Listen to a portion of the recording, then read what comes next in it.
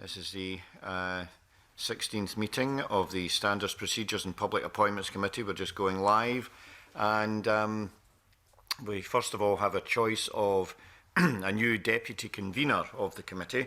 So before we do anything, I'd like to welcome Patrick Harvey back to the committee, and he joins us to replace Mark Ruskell. And I'd like to thank Mark very much for his time on the committee over this past year or so.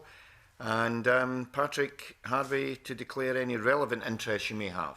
Thank you, Convener. I don't think I have any relevant interests that need to be declared. Okay, thank you very much. So, agenda item 2 is for the committee to choose a deputy convener. The Parliament has agreed that only members of the Scottish Green Party are eligible for nomination as deputy convener of this committee. I understand that Patrick Harvey is the party's nominee for this post.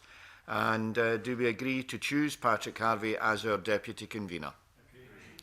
Thank you all very much. I congratulate Patrick on his appointment. Thank you.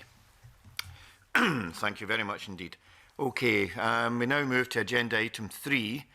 And the committee has been considering a complaint about a member of the Scottish Parliament, and I'll now read out a statement that sets out the committee's findings. Okay.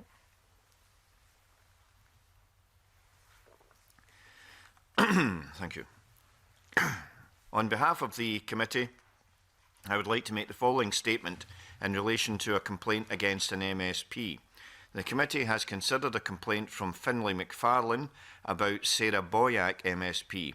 There are two parts to the complaint. First, that Sarah Boyack did not include remuneration from her previous employment as the Head of Public Affairs at Scottish Federation of Housing Associations in her Register of Interests. Second, that she did not declare this remuneration as an interest at a meeting of the Local Government and Communities Committee on the 11th of September 2019. The committee is unanimous in the decisions reached on the complaint. The committee agrees with the Commissioner's findings in fact. The committee also agrees with the Commissioner's conclusions that the conduct set out in the first part of the complaint was a breach of the Code of Conduct and the Members' Interest Act 2006, and that the conduct set out in the second part of the complaint was not a breach of the Code or the Act. The committee has considered carefully the circumstances of the breach identified in the Commissioner's report. The committee notes that there was a minor and inadvertent breach.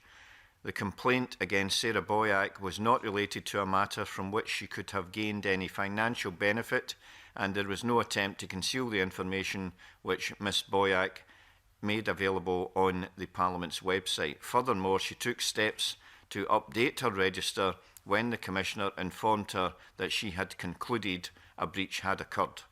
In addition, there are not many examples of members having registered remuneration received prior to the return as an MSP. This meant that there was limited precedent to draw on which might have informed how the relevant rules should be applied in practice.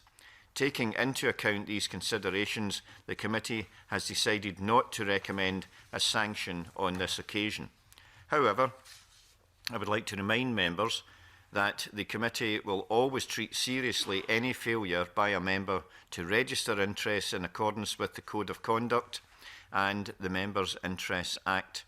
It is the responsibility of each member to ensure that they understand the requirements of the Code and the Act and comply with them. This is particularly important when members complete the written statement of interests for the first time following their return as an MSP. Full details of the complaint and the Commissioner's investigation will be included in the committee's report, which will be published later this afternoon. I thank you for your attention. Okay, and that ends the public session of this meeting. Thank you very much.